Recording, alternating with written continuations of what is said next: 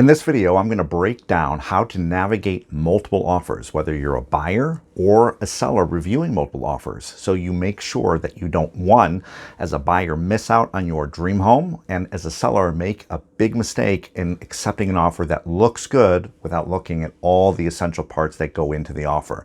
If that's of interest to you, stay tuned. My name's Joel Gabelman with Gabelman Group. I've been selling real estate in Northeast Ohio for a little over 6 years. Prior to that, I got my MBA and worked in commercial lending in Chicago and in San Francisco, and came back to Cleveland because, well, wanted to start a family, and I love helping people buy and sell real estate. We approach things from a very different perspective. We look at problems through the lens of a business strategy, and for a lot of clients it makes sense. If you have specific questions, specific needs, or just want market information about where you are, give us a call, contact us through email, phone, through our website, and we'd be more than happy to have a no cost, no obligation consult with you, go over some of the details, and give you some information. So let's get into the video. For a buyer, point number one, and I mentioned this in other videos, there's a link, or check out some of the other videos we made. The biggest thing you can do is get pre-approved before looking at homes. Ideally, there are 3 parts that you want to have when submitting an offer. This is what makes you the most desirable to a seller: the pre-approval, the purchase agreement, and icing on the cake is proof of funds. So if you're buying a $500,000 home and you're going to put 20% down, or $100,000, it's nice to have that pre-approval and offer and the purchase agreement, but also have a bank statement, whether it is from your bank or your mutual funds, stocks, equities, whatever, showing that you have that $100,000 additional.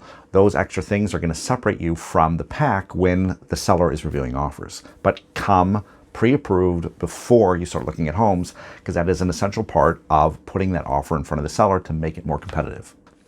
2, the best of your ability, do a pre-inspection. Now, a pre-inspection is going to consist of a few things. You're certainly going to do a general inspection when you buy a house, more often than not. Sometimes no, but more often than not. But a pre-inspection is going to consist of reading the residential property disclosure. That's the form that the seller fills out, outlining any and everything that they are aware of. You do a general inspection to find things that the seller either forgot about, didn't know about, or things that are for your own peace of mind of what could be wrong with the house. So read the property disclosure. Also, if you walk the house, look at the major mechanicals, the HVAC systems, look over at the plumbing, try to get an idea. Are they old? Are they maintained? Oftentimes systems will have kind of a log on it of service dates. Was it last serviced 3 years ago, 1 month ago, 10 years ago, no record? So some of those things are going to help you craft a better offer. Similarly with the property disclosure, if the seller notes that there is some leaks in the roof, but they haven't been fixed, or conversely, if the roof had some leaks and was fixed, there's a new water heater, a new AC unit, then you could be a little bit more aggressive, since you know, based on your research and your pre-inspection, that you could be stronger in writing the offer because a lot of things are already done. Point number 3, have a standout offer. So what we do and what we recommend for buyers, whether you're working with us or working with another agent, always get a hold of the listing agent and ask the listing agent, what hot buttons does the seller have? See, not always, this is a pro tip, it isn't always price that drives the winning offer. For example, if a client of mine, they saw a house that they really liked, I got a hold of the listing agent, asked what the hot buttons were, and the hot button for this seller is that their child was finishing high school and they needed to stay in the house for another 60 days, 45 to 60 days.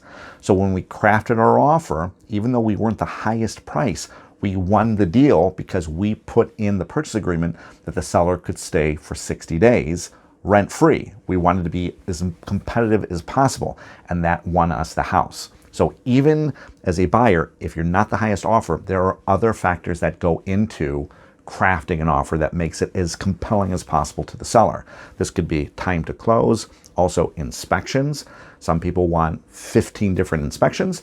If you're in the trades or the house is new or built, maybe you're okay with waiving inspections altogether. It's not something that we recommend, but occasionally if it makes sense to get you the house and you feel comfortable, waiving inspections altogether can be a competitive advantage to get the house of your dreams. And before I forget, if you are interested, reach out to us. We'd be happy to come out and do a free home valuation for you, as well as a free price consultation. So home valuation, we tell you what we think the house would list for. And a price consultation is where we come in, takes about 15 to 30 minutes tops, and we'll tell you simple, cheap, easy fixes to get the most amount of money for your home when you sell it. Again, no cost, no obligation. Reach out, call, text. We'd be more than happy to do that. So let's get into point 4, which is read all documentation. As a seller, if you're looking at 2 or 5 or more offers, know what they include besides purchase price. When are they closing? What contingencies are there? Do they want a general inspection?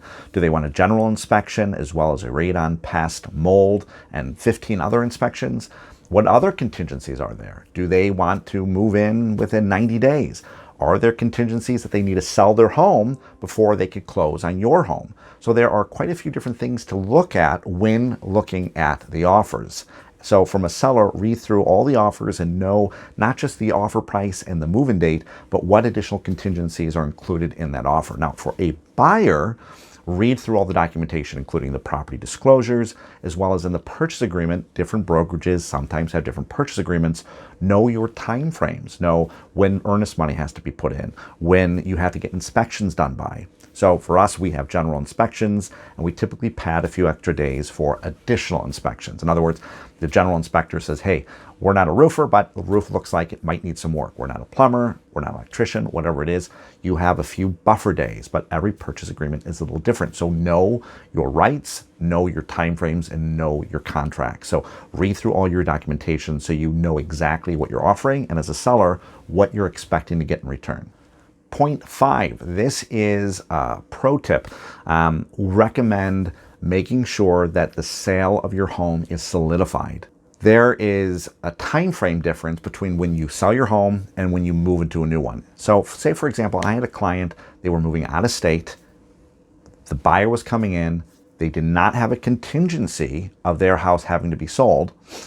But what happened is the client moved, had all their stuff packed out. They put a deposit on their new home in Texas, and they were supposed to close on their home here in Hudson. They were supposed to close on the 23rd, and we got notification that it had to be on the 24th. Everyone started freaking out. What happened? What happened was the buyer needed funds to close on my client's house from the proceeds of their house. Now, they did not put a contingency agreement in there saying that they needed to sell their house to buy my clients, but they still needed those funds. So the day difference was because something happened on the buyer's home that they had to wait one day to get proceeds. Well, my client was extremely anxious. God forbid that the client that was buying their house couldn't close. Now, my client, the seller, has a down payment, has all their furniture, all their beddings, all their silverware, the entire house cleaned out, and they could, in a worst case scenario, have their house that they still own here in Hudson, as well as a deposit and closing on a new home in Texas. So what I recommend is, especially if you need the funds or time is going to be tight, make sure that your house is closed, get possession after closing. So after you close, funds get dispersed, you as a seller get your funds, and then you can have a week or 2 or 3 negotiated to then move to the next house, but possession will occur after the closing. So you have money in the bank and you have assurances that the house closes, because life happens. Sometimes when the bank runs credit for the buyer, they find out that maybe there was a job lost, or maybe they made some silly purchase and they no longer qualify and the deal falls apart. And you don't want to be in a position where you are not in control. I always like to advocate that as a buyer, you are in control of the situation, and as a seller, you're also in control of the situation. So make sure that you are understanding what you're getting into and you have as much control as possible. That is point number 5.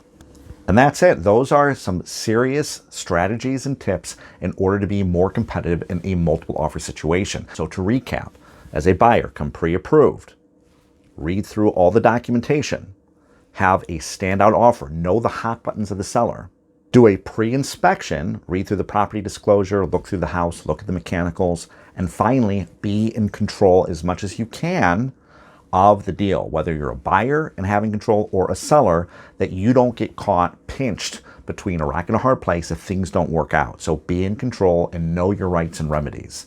If you got value from this video, please like and subscribe. Take a look at some of our other videos where we come out with different tips and strategies in order to help you buy or sell a house. And of course, if there's a specific situation that you would like guidance on, or even just to bounce off some ideas, we'd love to talk to you. Give us a call, email, go through our website, whatever's easier. And in the meantime, we'll see you in the next video.